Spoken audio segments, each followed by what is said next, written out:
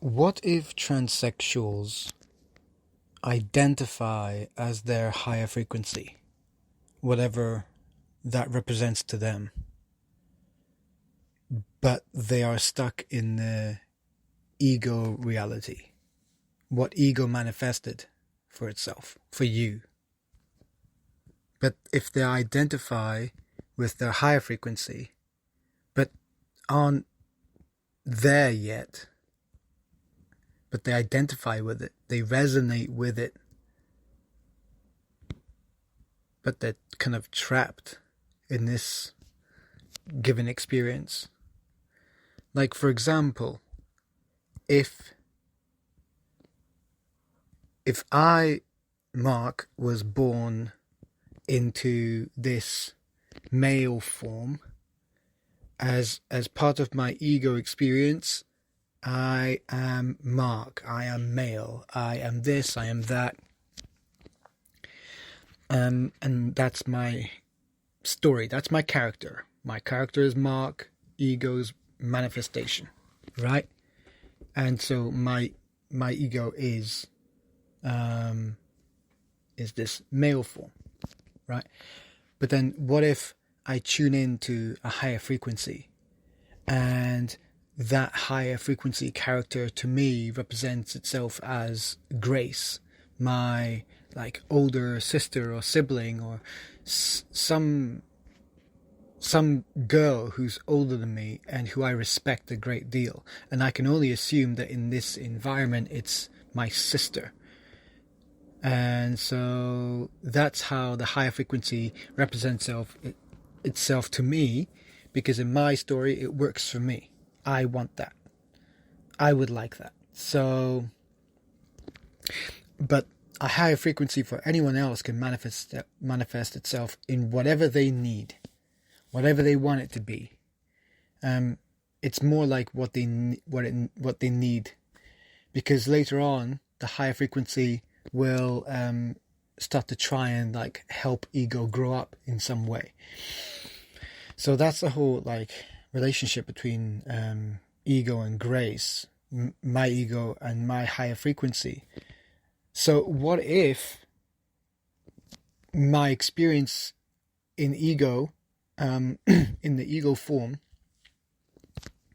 in the ego experience, what if I was born into this, but either from like the beginning, always have, until my consciousness develops within that form, or I, attune into it after a certain amount of time. Like usually after puberty, we might start attuning to our higher selves, and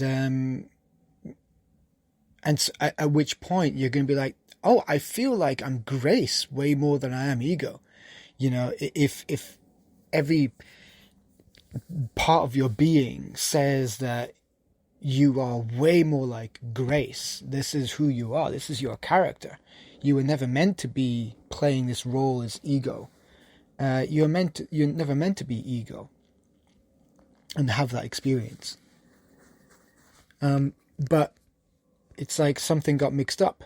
And so, yeah, if you were stuck in ego and you suddenly attuned, or you gradually were able to vocalize it and come to terms with it, acknowledge it for what it is, that it's an attunement to a higher self. And they would much rather resonate with that character.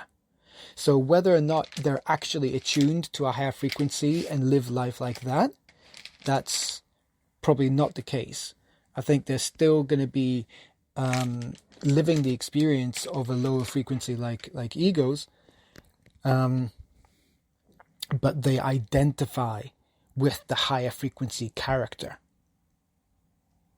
So for them, that might be the opposite sex, the opposite gender.